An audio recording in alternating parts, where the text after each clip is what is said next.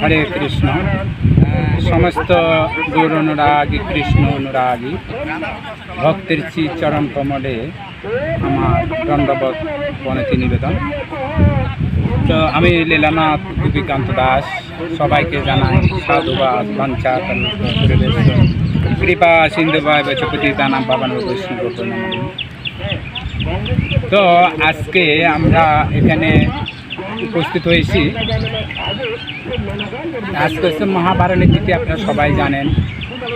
এই মহাবারণী তিথি বিভিন্ন যেখানে যেখানে গঙ্গা প্রবাহিত হয়েছে সমস্ত জায়গায় আজকে অনুষ্ঠিত হচ্ছে। তো বিখ্যাত একটা তীর্থ স্থানের নাম আমি এখন বলবো, সেটা হচ্ছে পণ তীর্থ, যেটা সুনামগঞ্জে রয়েছে। তো এই অধমের গত বছর আমার অর্থাৎ বারণী ছিল না, অন্য একটা সময়ে আমরা ওখানে তীর্থ ভ্রমণ করতে গিয়েছিলাম। খুব সুন্দর একটা তীর্থ, যেখানে অদ্বৈত আচার্য এই গঙ্গাকে তার মায়ের স্নান করার জন্য মায়ের কৃপা, তাই সেই গঙ্গা, যমুনা, গোদাবরী সমস্ত তীর্থকে আহ্বান করেছিলেন।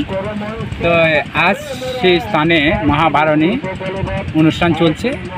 তো আমাদের এলাকায় আমরাও ছোটোখাটো প্রতি বছরে এবারও অনুষ্ঠান চলছে। আমাদের গ্রামে কিছু কিছু ভক্ত এখানে অনুষ্ঠান করছে। তো এই গঙ্গা হচ্ছে মহাপবিত্র স্থান। বলছে শাস্ত্রে বলা আছে তীর্থের মধ্যে শ্রেষ্ঠ হচ্ছে গঙ্গা। তা আমরা যেভাবে শাস্ত্রে বর্ণনা হয়েছে মাসের ভিতরে হচ্ছে কার্তিক মাস অথবা দামোদর মাস বলে থাকি, তো ঠিক তীর্থের মতো হচ্ছে সর্বশ্রেষ্ঠ গঙ্গা। তো আমরা যদি গঙ্গা স্নান করি তা আমাদের কী হয়? পাপ দূরীভূত হয়। তা আমাদের অনেক আমাদের জন্মান্তরে অনেকগুলো পাপ থাকতে পারে। তো পাপ কীভাবে মোচন হবে? যদি আমরা গঙ্গায় স্নান করি কী হয়? পাপ দূরীভূত হয়। তো আমি যেটা পূর্বে বলেছি, পণ তীর্থ হচ্ছে একটা শ্রেষ্ঠ পণ তীর্থ। তো যারা ওখানে পণ তীর্থ অংশগ্রহণ করতেছেন তারা আসলে অনেক ভাগ্যবান। আপনারা দেখবেন বিভিন্ন ফেসবুকে পণ তীর্থে স্নান, ওখানে আমাদের ইস্কন মন্দির রয়েছে। তা আমাদের সৌভাগ্য হয়েছে, আমরা গত বছর ওখানে গিয়েছিলাম। তা আজকে এখানে আমি উপস্থিত হয়েছি। এখানে আমাদের এখানে অনেক ভক্ত দূর দূরান্ত থেকে ভক্তগণ এসেছে এই বারণী স্নান করার জন্য, এই গঙ্গা মায়ের কৃপা লাভ করার জন্য। তো আমাদের প্রত্যেকে যারা সনাতনী রয়েছেন অন্তত এই বারণী স্নান করবেন, সমস্ত পাপ থেকে আপনারা মুক্ত থাকবেন এবং কি গঙ্গা মায়ের কৃপা লাভ করতে পারবেন। তো এই গঙ্গা হচ্ছে কোনো সাধারণ গঙ্গা নেই, ভগবানের চরণ স্রোত হতে যে গঙ্গা এসেছে। তো এই গঙ্গা একে বলা ভগীরথী গঙ্গা, কারণ এই গঙ্গাকে পৃথিবীতে এনেছে ভগীরথ।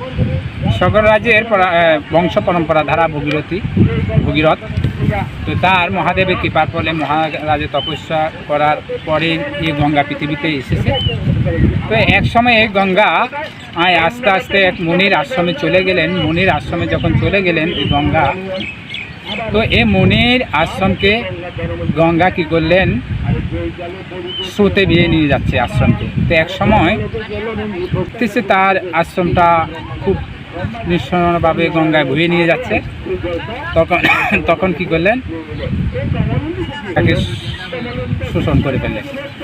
তখন ভগীরথ এসে প্রার্থনা করতেছে, হে মুনিবর, আমি আমার বংশজাত যে আমাদের পূর্বপুরুষেরা 60,000 মানে গঙ্গায় বিলীন হয়ে গেছে, তাদেরকে উদ্ধার করার জন্য এই পৃথিবীতে গঙ্গা আনেন। যদি কৃপা করে আপনি এই গঙ্গাকে আবার পুনরায় গঙ্গাকে কৃপা করুন। তখন কি করলেন? এই 60,000 মুনি কৃপা লাভ করার জন্য, উদ্ধার পাওয়ার জন্য, তখন আবার তার জানো হতে মুনি ঋষি আবার গঙ্গাকে ফিরিয়ে দিলেন। তখন এই গঙ্গা পৃথিবীতে এসে সারা বিস্তার লাভ করলেন। তা আমরা যদি এই গঙ্গা যদি আমরা পাপ থেকে মুক্তি চাই, গঙ্গা স্নান করলে কৃষ্ণ তদতে স্নানে আমাদের সমস্ত পাপ দূরীভূত হবে। হরি বল, হরে কৃষ্ণ, হরি বল।